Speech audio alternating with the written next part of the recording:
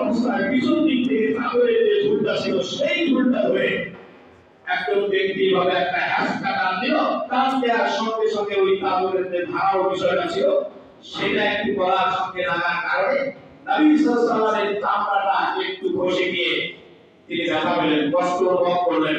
টান দেওয়ার সঙ্গে সঙ্গে পড়ে যাওয়ার হুকুম হলেন।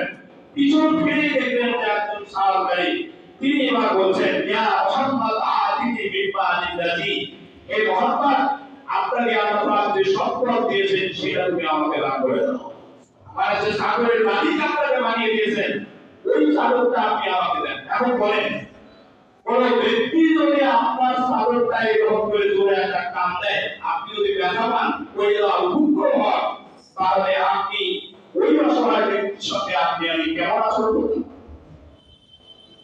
অথচ রাসূল সাল্লাল্লাহু আলাইহি ওয়াসাল্লাম পিছনে ফিরে যখন তাকে দেখলেন, একটা মুস্কি হাসি দিয়ে তিনি তার গায়ে চাদরটা খুলে ওই অভাবী মানুষটাকে তিনি তার চাদরটা দিয়ে এই আচরণ আপনি কার কাছ থেকে